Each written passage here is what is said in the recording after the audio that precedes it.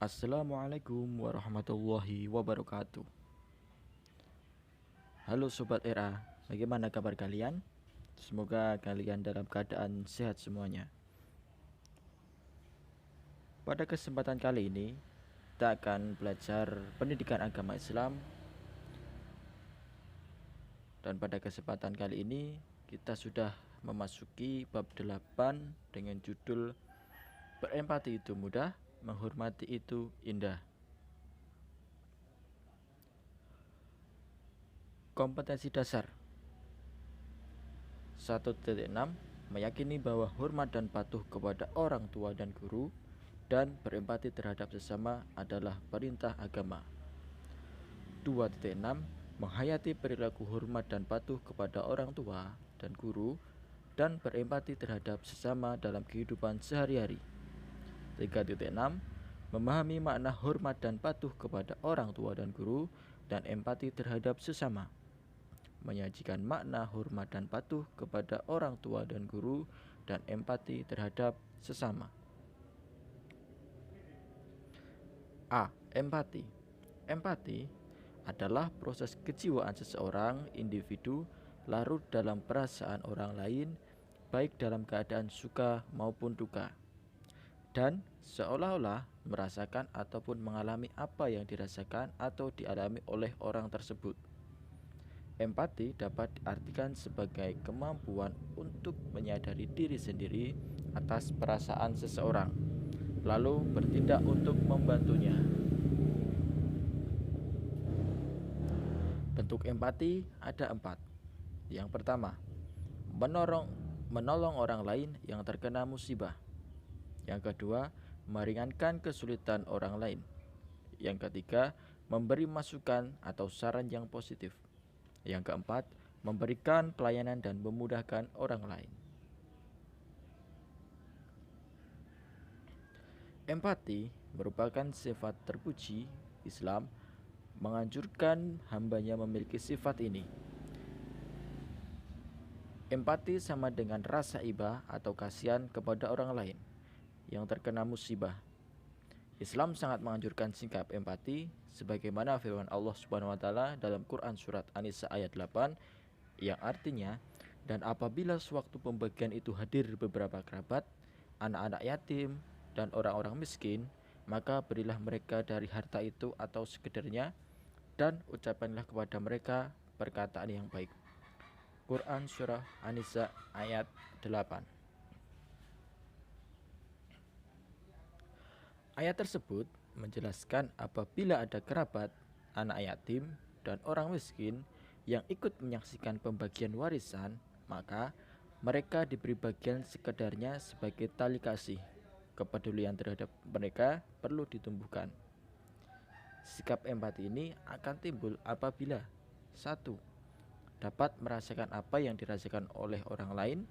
Yang kedua, mampu menempatkan diri sebagai orang lain. Dan yang ketiga, menjadi orang lain yang merasakan.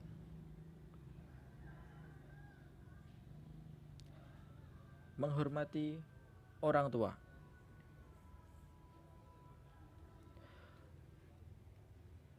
Pengertian hormat kepada orang tua. Hormat berarti menghargai, takzim, dan hikmat kepada orang lain, baik orang tua, guru, atau semua anggota keluarga.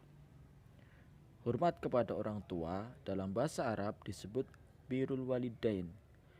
Berbakti merupakan kewajiban bagi seorang anak kepada orang tua. Birrul walidain mempunyai kedudukan yang istimewa dalam ajaran Islam. Allah dan Rasul-Nya menempatkan orang tua pada posisi yang sangat istimewa, sehingga berbuat baik kepada keduanya juga menempati posisi yang sangat mulia. Sebaliknya, apabila durhaka kepada orang tua menempati posisi yang sangat hina. Dalil tentang hormat kepada orang tua.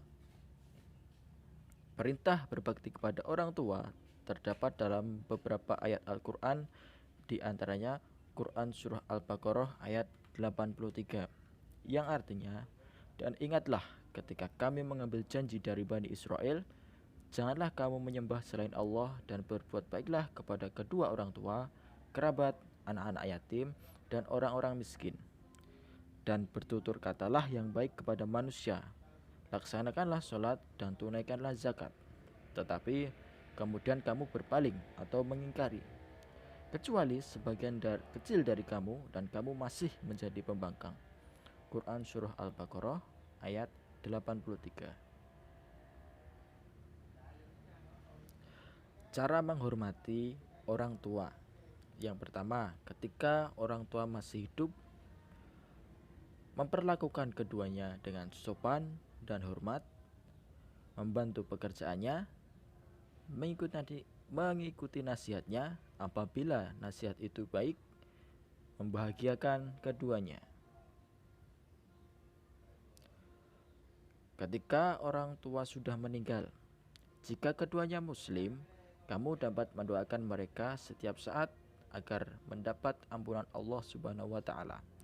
Doa yang dianjurkan Rasulullah Shallallahu alaihi wasallam demikian: Ya Allah, ampunilah aku dan kedua orang tuaku, dan rahmatilah mereka sebagaimana keduanya telah memeliharaku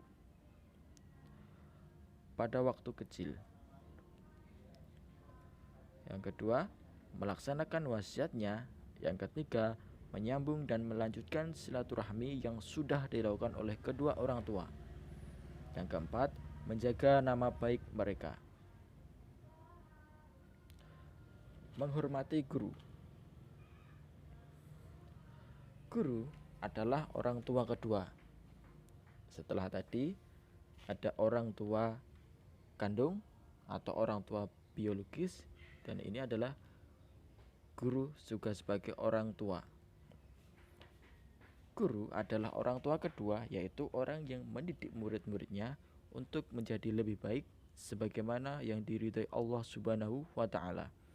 Sebagaimana wajib hukumnya mematuhi kedua orang tua, maka wajib pula mematuhi perintah para guru selama perintah tersebut tidak bertentangan dengan syariat agama.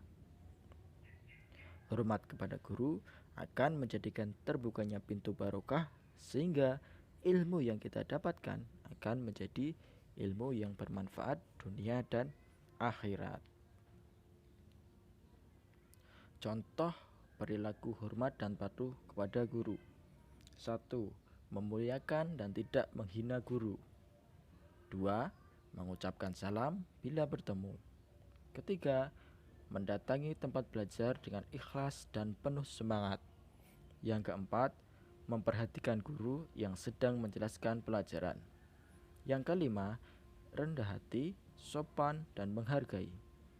Yang keenam, menggunakan bahasa yang baik pada saat berbicara kepada guru. Yang ketujuh, berpakaian rapi dan sopan ketika belajar. Selesai. Semoga pada pelajaran pada hari ini ilmu kita dapat bermanfaat dunia dan akhirat. Akhirul kalam, wassalamualaikum warahmatullahi wabarakatuh.